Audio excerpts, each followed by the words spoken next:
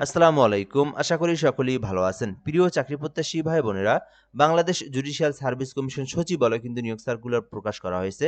৯৬৮ টি পদ, প্রায় ১,০০০ এর কাছাকাছি পদের রয়েছে। বিশাল বড় একটি নিয়োগ সার্কুলার। তো এই ভিডিওর মাধ্যমে আমি আপনাদেরকে এই নিয়োগ সার্কুলার নিয়ে সকল ধরনের তথ্যগুলো জানানোর চেষ্টা করব। কিভাবে আবেদন করতে হয়, আবেদনের ফুল প্রসেসটা আপনাদেরকে দেখায় দেব এই ভিডিওর মাধ্যমে। ঘরে বসে থেকে কিভাবে আবেদন করতে হয়, আমাদের মাধ্যমে কিভাবে আবেদন করতে হয়, এটাও আপনি এই ভিডিওটার মাধ্যমে পেয়ে যাবেন।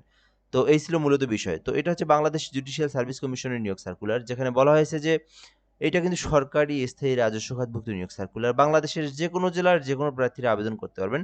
অনলাইনের মাধ্যমে তাকে আবেদন করতে হবে। এই বিষয়গুলো এখানে বলে দেওয়া রয়েছে। তো আমরা নিচের দিক থেকে যাব, যেহেতু নিচের দিকের পদের সংখ্যাগুলো বড়, বড় রয়েছে এবং অধিক পদের নিয়োগ সার্কুলার রয়েছে। এর মধ্যে আপনাদেরকে একটা বিষয় বলে রাখি ছোট করে, যারা আমাদের এই চ্যানেলে ভিডিওটা নতুন দেখতেছেন, চ্যানেলটি সাবস্ক্রাইব করে রাখবেন। ফেসবুক পেজ রয়েছে আমাদের জব প্লাস বিডি, এখান থেকে যারা ভিডিওটা দেখতেছেন পেজটি ফলো দিয়ে রাখবেন। কেননা বাংলাদেশের সরকারি সকল নিয়োগ সার্কুলার আমরা প্রকাশ করে থাকি। তো আমাদের সঙ্গে আপনারা যুক্ত থাকলে সাবস্ক্রাইব এবং ফলো দিয়ে রাখলে যেকোনো নিয়োগ সার্কুলার আপনি সবার আগে জেনে নিতে পারবেন। তো ৮ নম্বরে আমরা দেখব, নিচ থেকে দেখব।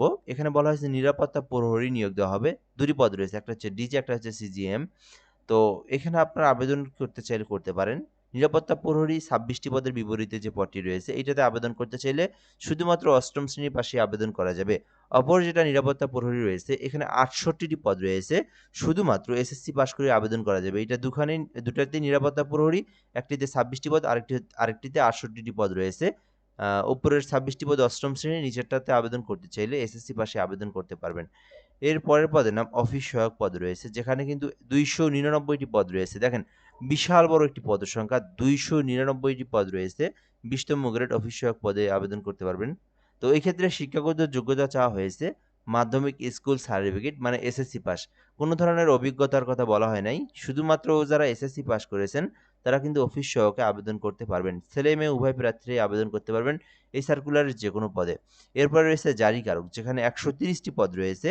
শিক্ষাগত যোগ্যতা চাওয়া হয়েছে শুধুমাত্র এসএসসি পাস। এটাতেও কিন্তু শুধুমাত্র এসএসসি পাশে আবেদন করতে পারবেন। কোনো অভিজ্ঞতার প্রয়োজন নাই। ১৯তম গ্রেডে নিয়োগ দেওয়া হয়েছে। মোট ১৩০ টি পদ রয়েছে। তো এখানকার মধ্যে যারা এসএসসি, এইচএসসি পাস করেছেন, আপনারা কিন্তু এই জারিকারক অথবা অফিস সহায়ক পদে আবেদন করতে পারেন। নিরাপত্তা প্রহরীতে চাইলে এটাতেও আবেদন করতে পারেন, আপনাদের ইচ্ছা।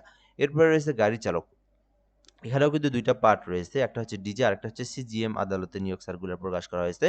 তো এই যে আপনার গাড়ি চালক, উপরে যে পদটা দেখতেছেন ১২ টি পদ, এটাতে আবেদন করতে চাইলেও শুধুমাত্র ৮ম শ্রেণী লাগবে। নিচের যেটা ১৬তম গ্রেডের এই যে আপনার চিফ জুডিশিয়াল রয়েছে ৮ টি পদ, এটাতেও কিন্তু শুধুমাত্র ৮ম শ্রেণী পাস থাকলে আবেদন করতে পারবেন। বৈধ একটি ড্রাইভিং লাইসেন্স থাকলে কিন্তু আবেদন করতে পারবেন। এরপরে রয়েছে অফিস সহকারী কাম কম্পিউটার মুদ্রাক্ষরিক, ১৬ গ্রেড, ১২ টি পদ রয়েছে। যারা শুধুমাত্র উচ্চ মাধ্যমিক সার্টিফিকেট, মানে যারা এইচএসসি পাস করেছেন, কোনো অভিজ্ঞতার প্রয়োজন নাই, শুধুমাত্র এইচএসসি পাস করেছেন আর কম্পিউটার সম্পর্কে বেসিক নলেজ জানা থাকলে আবেদন করা যাবে। অর্থাৎ আপনারা কিন্তু অনেকেই জানতে চান যে আসলে কম্পিউটার পরীক্ষাগুলো কেমন হয়। আপনারা কিন্তু ১ম পর্যায়ে যে পরীক্ষাগুলো রয়েছে, আমাদের যে কম্পালসরি যে সাবজেক্টগুলো রয়েছে বাংলা, ইংরেজি, গণিত, সবার মধ্যেই পরীক্ষা হবে স্বাভাবিক। পরবর্তীতে কিন্তু একটা প্র্যাকটিক্যাল পরীক্ষা হবে, যেখানে শুধুমাত্র টাইপিং এর যে করতে পারেন কিনা, মানে টাইপিং করতে পারেন কিনা এই বিষয়টা জানা জানা হবে, বা আপনার সামনে একটা শীট দেওয়া হবে। আপনি যদি টাইপিং করতে পারেন তাহলে কিন্তু আপনাকে নিয়ে নেওয়া হবে। তো যারা কম্পিউটার টাইপিং দক্ষতা রয়েছেন এবং যাদের এইচএসসি পাস করা রয়েছে, উচ্চ মাধ্যমিক পাস করা রয়েছে, আবেদন করতে পারেন। ১৬ গ্রেডে রয়েছে। এছাড়াও ৩ নম্বর পদটা কিন্তু ব্রেঞ্চ সহকারী নিয়োগ দেওয়া হবে, যেখানে কিন্তু ডিজেতে ১৫ গ্রেডে ১১ টি পদ রয়েছে। যেখানে বলা হয়েছে উচ্চ মাধ্যমিক সার্টিফিকেট থাকতে হবে, অর্থাৎ এইচএসসি পাস থাকতে হবে। যারা শুধুমাত্র এইচএসসি পাস করেছেন, ব্রেঞ্চ সহকারী এই পদে আবেদন করতে পারেন। এছাড়াও ব্রেঞ্চ সহকারী ১৬তম গ্রেডে নিয়োগ দেওয়া হবে। এখানে কিন্তু ৬৯ টি পদ রয়েছে। যেখানে বলা হয়েছে যে চিফ জুডিশিয়াল ম্যাজিস্ট্রেট আদালত, এইটাতে আবেদন করতে চাইলে করতে পারেন। ৬৯ টি পদ রয়েছে। যারা শুধুমাত্র অনার্স পাস করেছেন অথবা যারা ডিগ্রি পাস করেছেন, কম্পিউটার সম্পর্কে বেসিক নলেজ রয়েছে, আবেদন করতে পারবেন।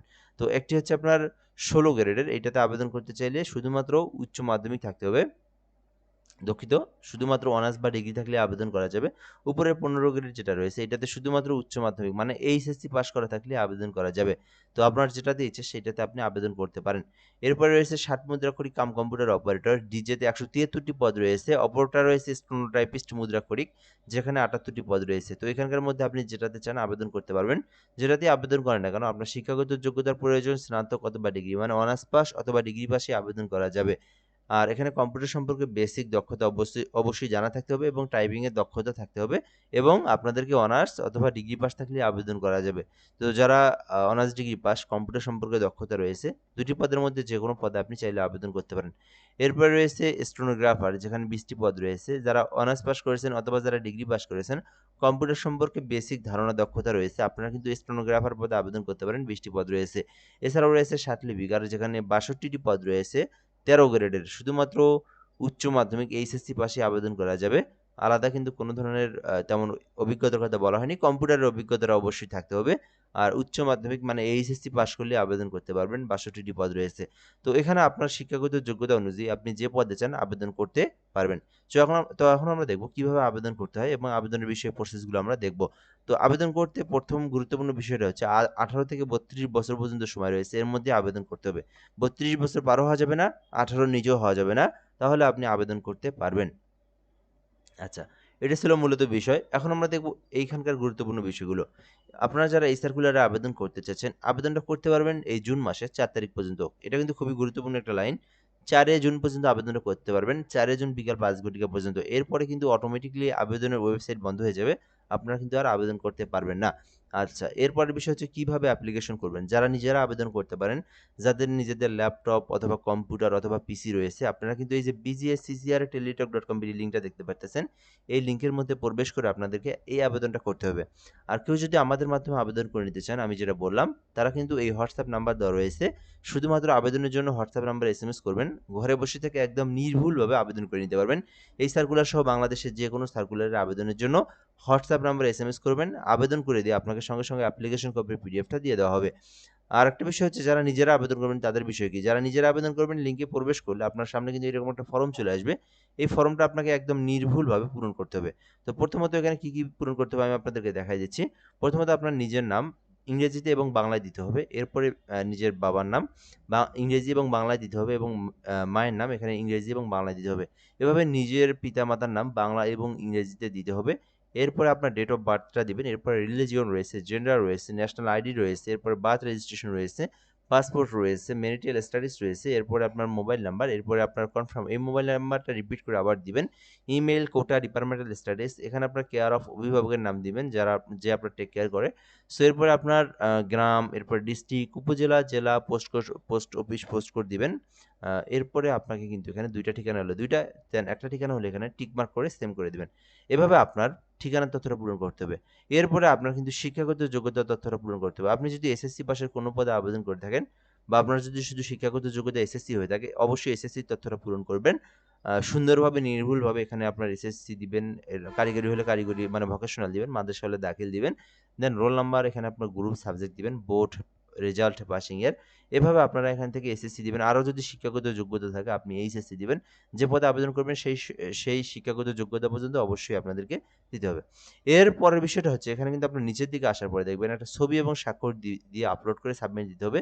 যেটা হচ্ছে আপনার ৩০০/৮০ পিক্সেলের একটা ছবি লাগবে। এটা ফটোশপের মাধ্যমে সাইজ করে নিবেন। যারা কম্পিউটার চালাতে পারেন অবশ্যই ফটোশপের কাজ আপনারা তো পারেন। ৩০০/৩০০ পিক্সেল করে নিবেন, ঠিক আছে? এবং ৩০০/৮০ পিক্সেলের স্বাক্ষরটা আপনারা সাইজ করে আপনারা সেভ করে নিবেন জেপিজি আকারে। পরবর্তীতে এগুলো আপলোড দিয়ে সাবমিট করতে হবে। তারপরে কিন্তু আপনাকে সরকারি ফি পেইড করতে হবে।